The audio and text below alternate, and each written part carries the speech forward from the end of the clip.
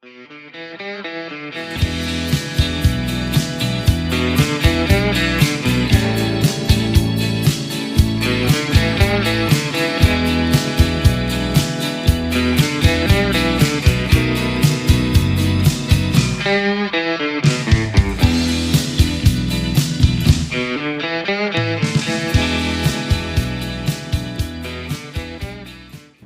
good morning.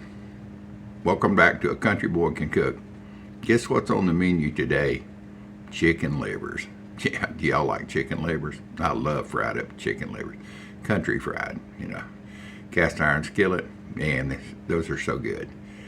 I know they're not for everybody, but for this old dude, they're righteous. They're up there on the top. Anyway, I'm fixing chicken livers today.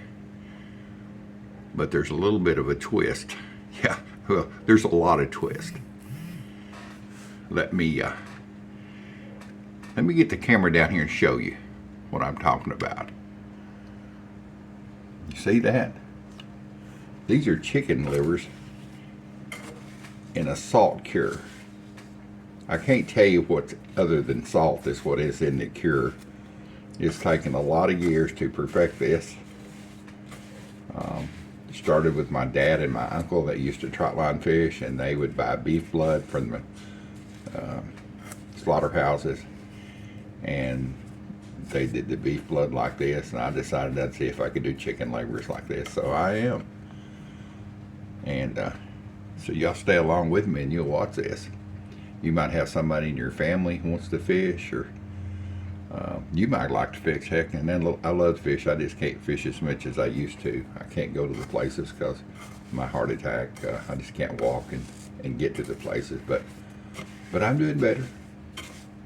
And I started even selling this stuff about a week ago. So anyway, little side hustles, they say.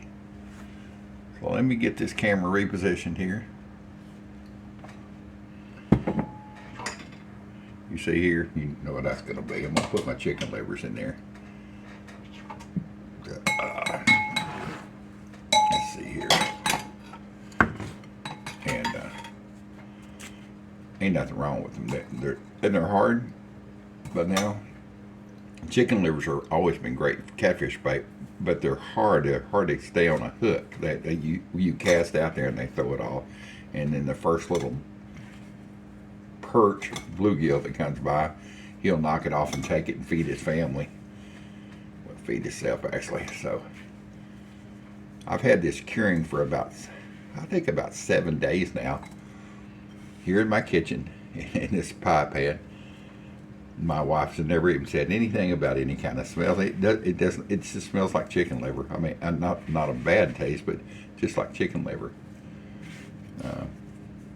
Nothing bad about that. And so I'm going to get these in here, and I'm not throwing my salt away. I save it. I watch McGee Homesteading on YouTube. I'll give them a shout out. Micah McGee, and he salts a lot of bacon and meats and stuff. And like he says, he just reuses the salt. There ain't nothing wrong with it. And one little piece hiding out. That could be the chunk that you miss your big catfish on.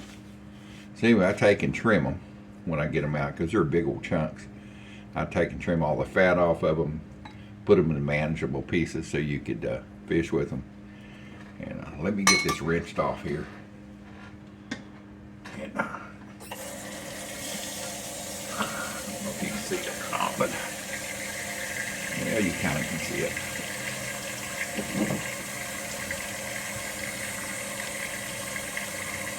I'm just going to rinse them off, rinse off all the top salt off of it.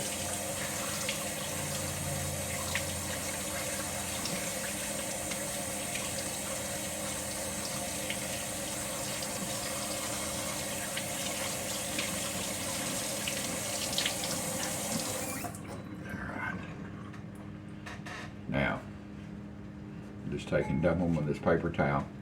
I want to try to get some of the moisture out of them. Let me move my bed of salt out of the way. I've got another batch I'm going to start doing here pretty soon. I see one little piece I didn't clean very well.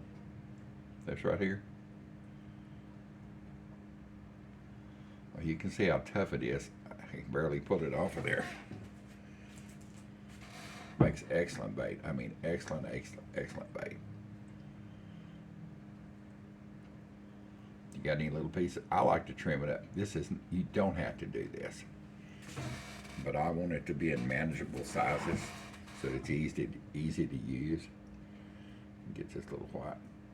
And like I say, it's maybe the consistency of soft beef jerky would be the easy way to tell you the consistency of how tender it is or how tough it is or whatever you want to call that. Let's take this big old piece right here. Now, if this is regular old chicken liver, I guarantee you could pull it like that, it'd just break apart. Matter of fact, you can sometimes just hold it and break apart. You can see I'm putting a lot of pressure on it. It's finally starting to tear. And it has a texture like a jerky. It's dry but not dry. So I don't know if any of y'all eat jerky. I love the type that's, of course, it's dried and great flavor on it. But I like it the bigger chunks that are soft. In my old age, I don't have false teeth, but I might have to have Metra as much as I love jerky. So I go to the softer stuff, kind of like the steaks. So anyway, let me get this up here. It's dried off pretty good. I just pat it dry. And I've had some in a package that I took out over a week ago, the first little batch I made, because I added some newfangled stuff to help cure this. And I cured a little bit, and I sent it with a couple of guys to do some test fishing. One of them last night, I hadn't heard back from him, so I don't know how he did. Another guy picked up his bait. By the way, I do a porch pickup on my Facebook. I have a Facebook group if you'd like to be part of it for this fishing. It's Texas Best Bait. And I started making my catfish and dough bait when I was about 16. Got the recipe from an old dude that I was just happened up on at the creek one day, and he was fishing. And he was catching about 10 fish to my one. And I said, man, what are you using? He was a nice guy. And he said it's an old family recipe, and I'll give it to you. So he did, and I started making it and catching so many fish on it. And I would go to a fishing barge, as a house out on the lake that you could go in and fish out of. Had holes in the floor you could fish out of. It was the coolest place. Air conditioned, heated, TV going. Everything a fisherman would like. It made it easy. And I'd go out there, and the people out there would say, where'd you get this bait at? I mean, you're really catching a lot of fish. So I told them the story. And so I started making it and selling it to our two local places. We had two fish houses on our lake. We had one in just a year ago, the Louisville Fishing Barge. It was put in I think about 1955 or 56, and it just got so decrepit, and the owner wouldn't do anything to it, so the city condemned it and took it out because it was an unsafe area. The other, the Fisher-Rama, and you can see I'm going to add some food coloring, and I'll tell you why I do that. This is red food coloring, of course, and I just add a few drops of it. Is a Fisher-Rama, and I always love fishing off of it. It was smaller,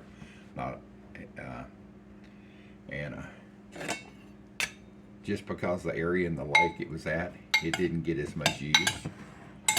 And sorry about this, making a lot of noise here. You didn't get as much use, and they finally sold it. And the one year the lake was low, they sold it to the marina on the other side of the lake. We actually had tugboats on Lake Louisville, where I'm at, and pushed and pulled, or whatever they call that when they're using tugboats. I think they push, they don't pull. And they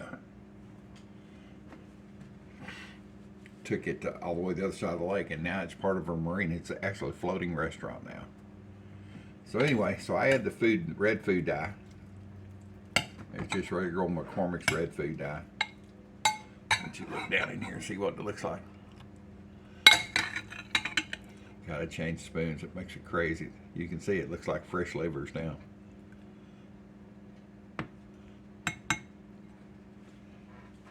I can't handle that beating on the side. I gotta give you something that's quieter. Yeah, here. Get a pair of tongs.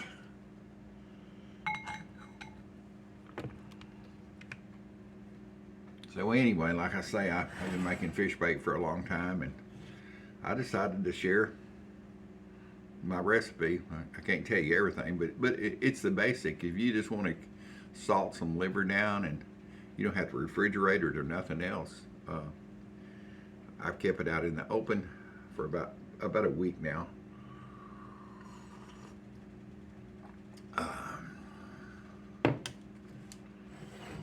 And I'm not trying to sell fish bait on my channel, because I do the porch pickup and I do the honor system.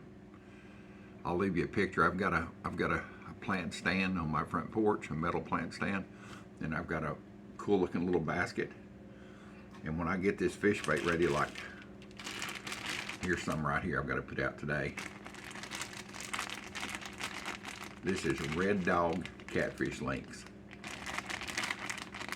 They're little pieces cut into perfect sizes for small panfish, but generally catfish love these.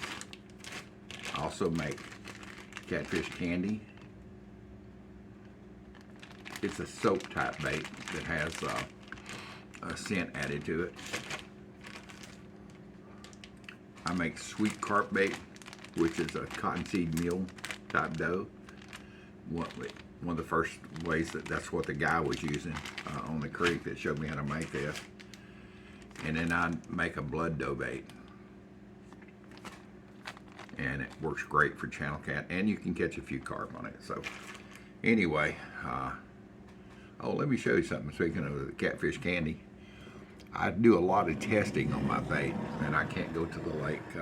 It's just too hard, too dangerous for me to walk around. Heck, if I fall, I'll be out there and get eat up by the water moccasins or the fire ants, or no telling, or be out there 10 days later until somebody comes and finds me. So here's get this down here. Here's my high test fish testing tank. Yeah, pickle jar. I put this soap bait on this hook. Let's see this really good. I put it on this hook. As of this morning, it's been 36 hours. And I learned this recipe, part of this recipe, and I've modified it by, and I'm going to leave it and check it again this evening. I think it'll stay for 48 hours, no problem. I learned this recipe from a dude down in Louisiana. He used to use ivory soap, bars of ivory soap in his hoop nets. I don't know if y'all know what a hoop net is. It's just a trap. It's got netting around it, and it's got hoops, and they stretch it out. And one end's got a hole. The down end current side's got a hole, and they put some bait on the upper end side, and this little water's flowing through.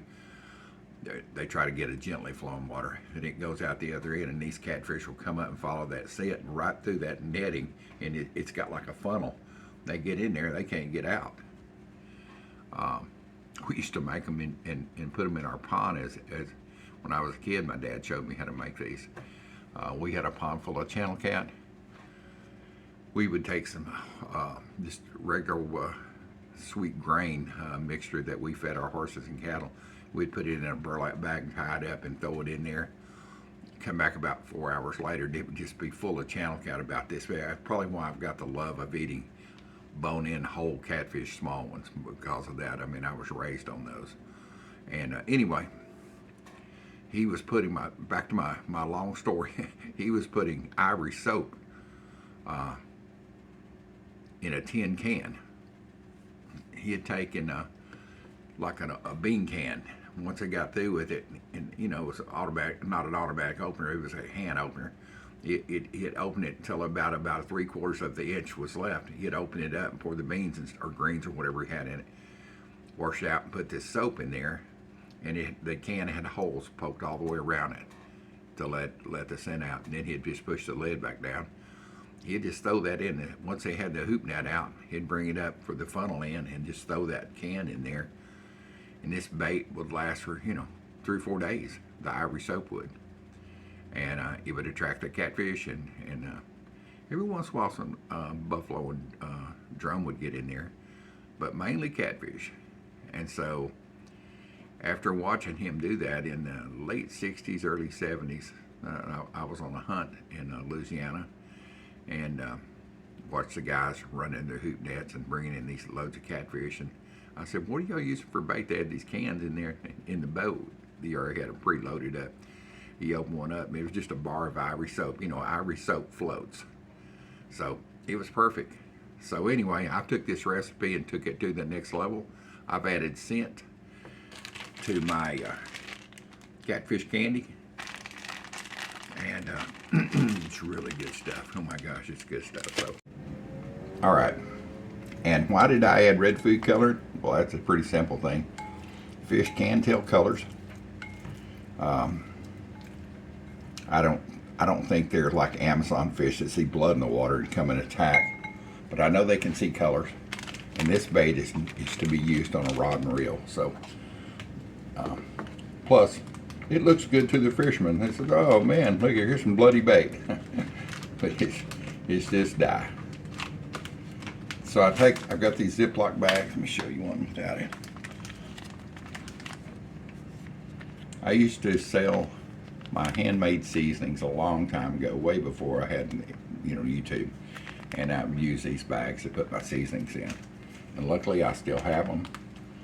I'm like Sanford and Son. I don't get rid of anything, so I put it on my pickling funnel, and I just drop it in here.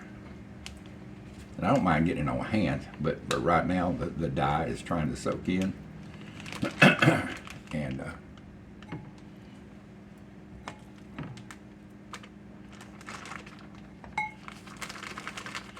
and before it's all soaked in, it will get on your hands, no doubt about it.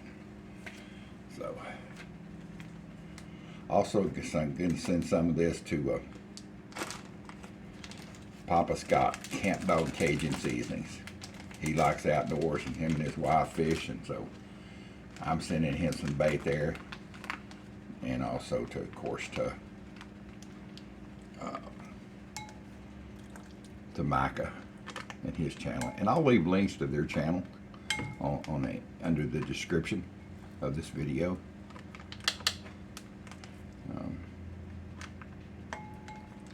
Mike and his family, they do a boat trip usually every year on a houseboat, and they set out trot lines and catch carp and buffalo, and they go at one certain time of the year and catch, I think they catch buffalo. I don't know what time of year it is. I think it's when they're spawning. So anyway, I'm going to send him, we'll send them both of them, carp and buffalo bait, and these chicken livers. I don't have a lot to send, but it's enough they can test and say, yeah, these Tennessee catfish love this, or no, these Tennessee catfish didn't love this. Actually, different baits were in different places differently. And Camp Dog, Papa Scott, he's going to do the same. I don't think he fishes for carp, so I'm going to send him some catfish bait, some soap bait, and the chicken liver. So